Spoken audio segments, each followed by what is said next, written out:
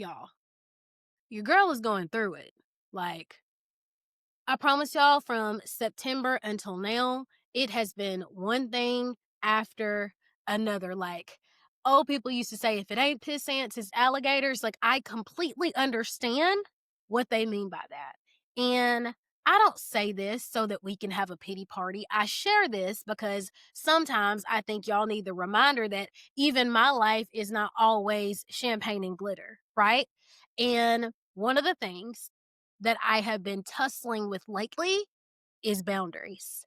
I was a people pleaser for so long. Like, self-sacrifice was my favorite method of self-harm. Like, I was always stretching myself too thin. I am the kind of people pleaser, because I'm in recovery, that I anticipate what other people need, and I'm willing to get uncomfortable to make sure that other people are comfortable. But I'm in the process of unlearning that. And I'm way far off in my recovery.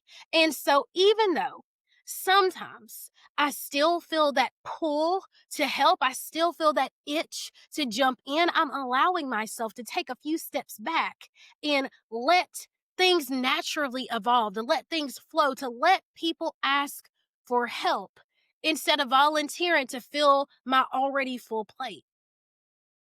And it's painful because even with all the work, even with all the coaching and the therapy and the healing, it still hurts when somebody that you loved, somebody that you sacrificed for, somebody that when they were drowning, you take the shirt from your back and you make a rope and pull them in despite the fact that water is coming in with them, when they are willing to throw you overboard, especially when it's rooted in dishonesty. See, the only people that are upset with you having boundaries are people who've been benefiting from you not having any.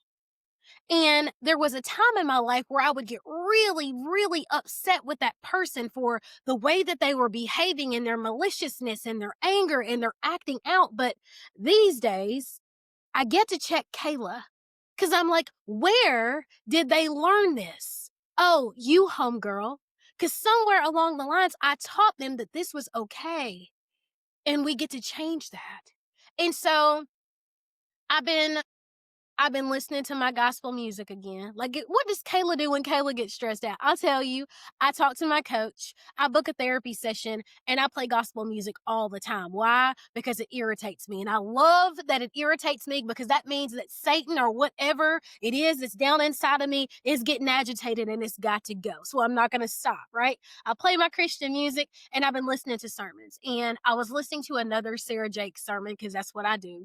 And she was talking about how with self-respect automatically comes boundaries. When people are creating apartments and housing developments, heck, when Jesus made the world, he created the boundaries first. He told the ocean where to stop first. He put the moon and the stars in the sky first, and then he created everything around it.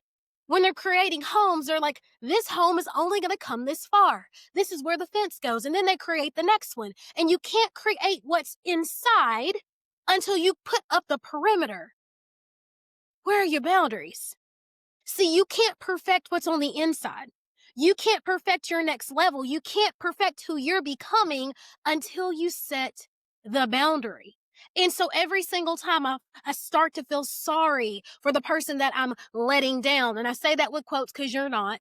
Every single time I want to backslide, every single time I want to say yes when I feel like saying no, every single time I get a little bit anxious or my eyes fill with tears because I think I'm going to disappoint somebody, I remember that in order to perfect myself, in order to become who I want to be, in order to be mentally well, I gotta have boundaries.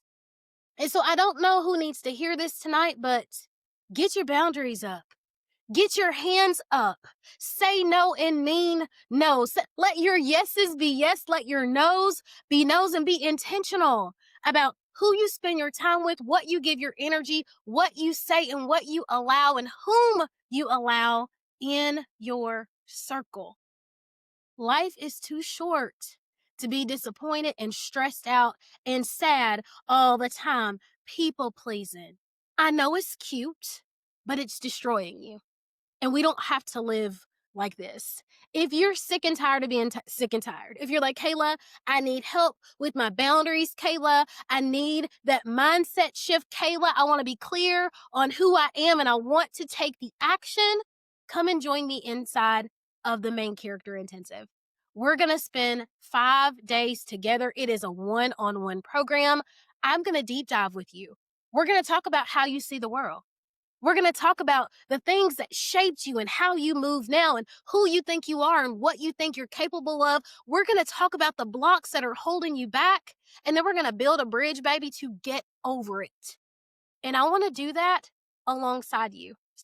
DM Intensive, this is probably my most potent program yet. I still have 5 spots at the introductory price. You're never going to see it at that price again. DM me because I only want interested people. I only want people who are willing to do the work. I love you. I can't wait to see your boundaries. I can't wait to see you grow. I can't wait to see you evolve. And I cannot wait to see your transformation. Drop intensive, and I'll see you on the other side. Love y'all.